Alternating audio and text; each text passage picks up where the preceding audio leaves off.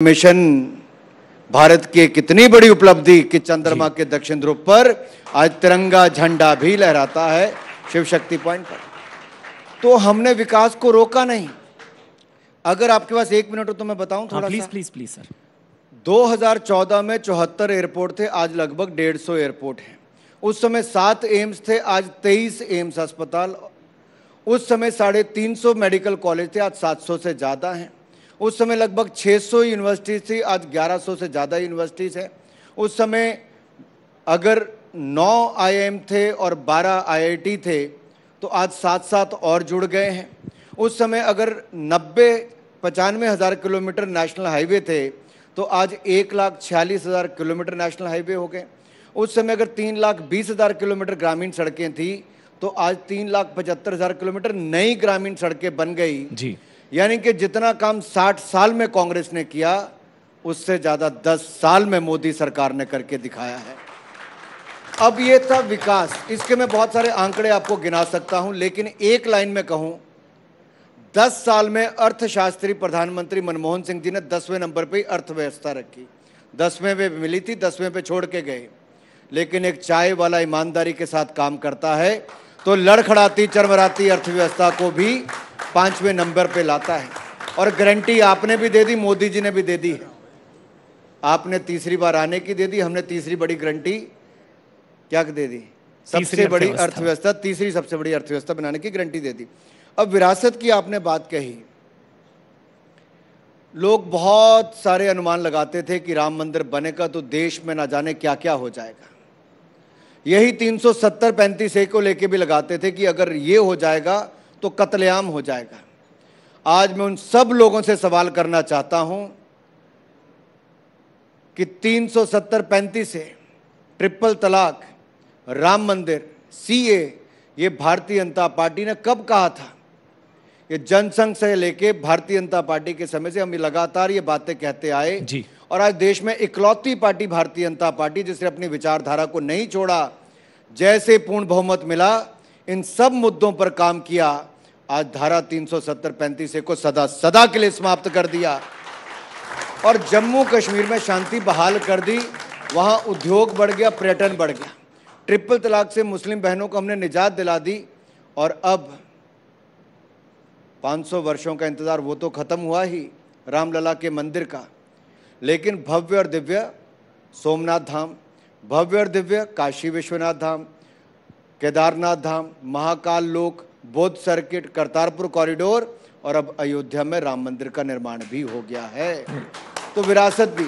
अब तो आंकड़े इसके साथ क्या है? इसमें टूरिज्म बढ़ता है। अबू धाबी में भी, चलिए अच्छा, देश में भी हिंदू मंदिर, उसका भी उद्घाटन 14 फरवरी उद्घाटन, प्रधानमंत्री उद्घाटन होने वाला है जी। और जब उद्घाटन होगा ये भी अपने आप में एक बहुत बड़ी छाप। बिल्कुल। मैं इसलिए कह रहा हूं कि भारत में अब तोड़ने का काम नहीं, जोड़ने का काम किया जाता है। अब जोड़ने का काम तो हम लोग कर रहे हैं, लेकिन कुछ लोगों की मोहब्बत की दुकान में नफरत का सामान अभी भी बिक रहा है। और ऐसा बिक रहा है कि आज जब हमारा पार्लियामेंट सेशन चल रहा है तो उप मुख्यमंत्री कर्नाटक के, उनके भाई जो हमारे साथ सांसद है DK शिव कुमार जी ने, उनके भाई हमारे साथ सुरेश जी हैं, उन्होंने ऐसा बयान दिया जो कांग्रेस की असलियत को सामने रखता है, हकीकत। अलग देश पहले उन्होंने जातिवाद पे बांटने का काम किया, अब क्षेत्रवाद के नाम पे बांटने का काम किया, अब 2 कदम आगे बढ़ गए, अब ये अलग देश मांगने का काम भी कांग्रेस पार्टी करती है। ये विभाजन की नीतियों को लेकर चले थे, अंग्रेज चले गए, लेकिन कांग्रेस को अपनी विचारधारा देकर गए। हम देश बंटने नहीं देंगे जी, टूटने नहीं देंगे। रामलला के मंदिर के बाद भी देश एकजुट हुआ है, इसको और मजबूत करके देंगे, इस बात का विश्वास आज मैं आपके चैनल पे बता कर जा रहा हूं।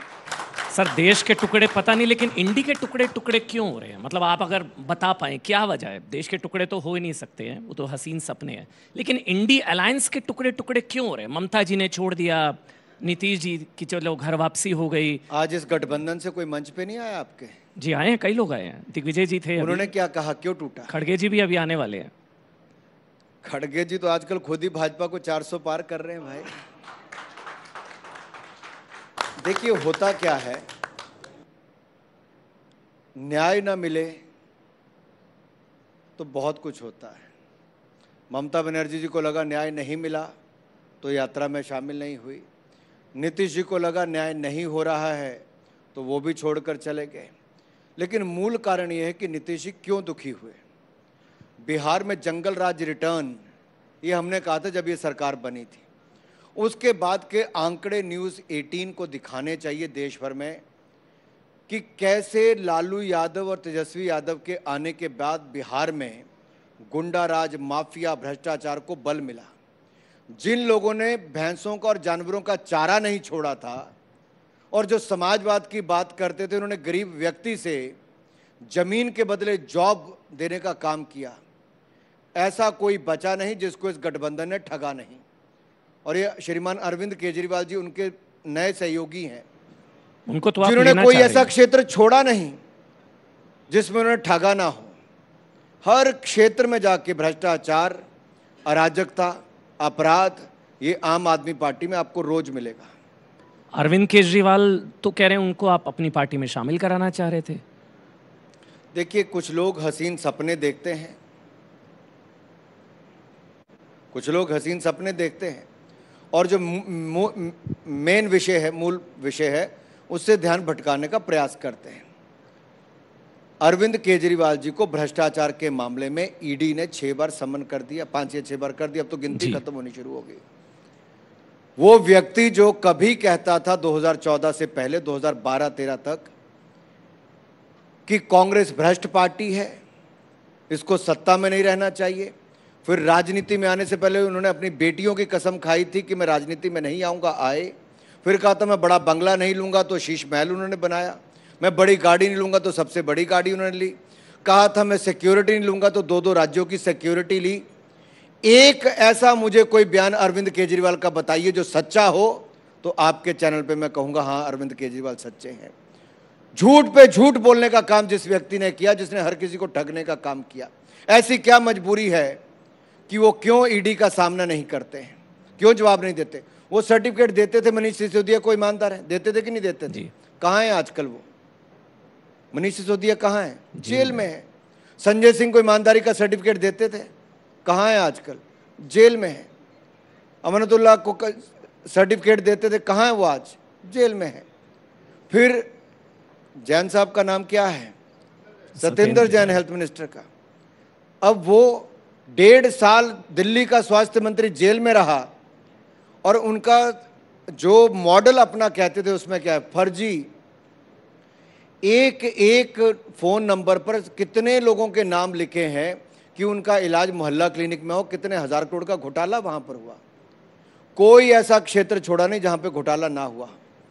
इसलिए इन लोगों से आज लोग दुखी हो चुके हैं। वो तुलना करके देखते हैं कि एक तरफ नरेंद्र मोदी की सरकार जो 10 वर्षों में कोई 1 रुपए का आरोप नहीं लगाया है, दूसरी ओर ऐसे 10 लोग इकट्ठे हुए हैं जो ऊपर से नीचे तक भ्रष्टाचार में। लेकिन अनुराग जी, फिर आप लड़ेंगे किससे? या तो कोई जेल में है या बेल पर है। लालू जी से पूछताछ, तेजस्वी से पूछताछ, हेमंत सोरेन वो अंदर गिरफ्तार, केजरीवाल को 6 समन, तो ऑपोजिशन में किससे लड़ेंगे? सारे या तो जेल में है या बेल पर है। चलिए मैं आपसे एक सवाल पूछता हूँ, चलो मैं आपके ऑडियंस से पूछ लेता हूँ, क्या भ्रष्टाचार के खिलाफ देश में कार्रवाई होनी चाहिए कि नहीं होनी चाहिए? क्या नेताओं को जांच में भाग नहीं लेना चाहिए? अगर जांच में भाग, नेता तो कोई कानून से ऊपर नहीं है ना, कोई मुख्यमंत्री बन गया। कितनों को, जयललिता जी हो, लालू जी हो, ऐसे कई मुख्यमंत्री हैं जिनको जेल जाना पड़ा और इसी देश ने सजा भी सुनाई। न्यायपालिका ने अपना काम किया। कम से कम हम इन जांच एजेंसियों को अपना काम करने दें और पेश हो, दूध का दूध, पानी का पानी हो। अगर ये ऐसे ही नौटंकी करेंगे तो अब इनकी पोल खुल चुकी है। ये एक स्कूल दिखाते हैं और उसका 500 जगह इश्तिहार छपवाते हैं। अब वो मॉडल नहीं चलेगा साहब। आजकल सबको पता चल गया क्या हो रहा है। इनका एक स्कूल बना 10 साल में। नरेंद्र मोदी जी ने 14,500 करोड़ रुपया खर्च करके हजारों स्कूल पीएम श्री के खोल दिए। ये अंतर है साइज एंड स्केल का और काम करने का। नहीं तो आपको नहीं लगता जो इंडी अभी टूटा हुआ है वो इन आरोपों की वजह से, करप्शन की वजह से फिर से जुड़ सकता है? ये फेविकोल का काम करेगा, सारे एक साथ फिर से आ रहे हैं। ये करेगा नहीं, कर रहा है। ये गठबंधन बना इसी आधार पर था कि कौन कौन करप्ट है इस गठबंधन पे आ जाओ, कौन कौन करप्ट है इस गठबंधन में आ जाओ। आप ऊपर से लेके नीचे तक जाओगे, सब एक के बाद दूसरे भ्रष्टाचारी नजर आएंगे, तो हम क्या करें। नहीं, मल्लिकार्जुन खड़गे कहते हैं कि जहां बीजेपी कमजोर होती है जिस स्टेट में, वहां ईडी मजबूत हो जाती है। विपक्ष मिटाओ सेल बना दिया आप लोगों ने। अच्छा चलिए, भूपेश बघेल जी ने कोयला घोटाला किया, गोठान घोटाला किया, महादेव ऐप घोटाला किया, और जब मैं वहां पर गया तो मैंने एक ऐप लॉन्च की थी, भूपे करो, यानी कि भूपेश बघेल को पेमेंट करो और काम करवाओ, भूपे करो। आज मैंने तो नहीं कहा, वो महादेव ऐप का जो मालिक है उसी ने कहा कि 500 करोड़ रुपए का लेन देन हुआ। अब क्या इस पे कार्रवाई ना हो? क्या 19 तरह के पेपर लीक अगर राजस्थान में हुए तो क्या वहां के युवाओं को न्याय ना मिले? अगर मुख्यमंत्री के कार्यालय में करोड़ों रुपए नकद पकड़े जाए, सोना पकड़ा जाए, तो क्या उसके ऊपर कार्रवाई ना करे, आंखें बंद कर ले? अगर भारत को आगे बढ़ना है तो ईमानदारी की लानी ही पड़ेगी, सरकारों की जवाबदेही लानी पड़ेगी, और मुझे प्रसन्नता इस बात की है कि हमारी सरकार ने पारदर्शिता भी लाए और जवाबदेही भी तय की है। अभी सर मैं हेमंत सोरेन का संबोधन देख रहा था, जो अरेस्ट हुए। उन्होंने कहा कि लोकतंत्र का काला अध्याय, पहली बार विधानसभा से किसी की गिरफ्तारी हुई है। उनकी गिरफ्तारी में राजभवन का भी हाथ है। अनुराग जी देखिए, जो भी उल्टा चोर कोतवाल को डांटे, यही लगता है। यहां तो एक नहीं कई प्लॉटों पर कब्जे, खदाने अपने नाम पर, कई हजार करोड़ का घोटाला उनका। और शिबू सोरेन जी के समय देखेंगे कोयला घोटाला, तो उनकी भी ऐसी गिरफ्तारी हुई थी, वो भी पैदल रोड से ही गए थे, पता नहीं कितने 100 किलोमीटर गए थे, 10 दिन गायब रहे थे। 10 दिन गायब रहे। अब ये भी 1400 किलोमीटर 3 दिन गायब ही रहे। तो क्या देश को ऐसे लोग चाहिए? हमने कहीं रोका नहीं, बयान दिया उन्होंने, भाषण दिया, वोट भी देंगे, जो उनका अधिकार रहे थे। और आपने देखा यहाँ पर लगातार जो सवाल किए जाने उसका बेबाकी से जवाब देते हुए यहाँ पर मंत्री जी नजर आए। चलिए कुछ और अहम खबरों का अब हम जिक्र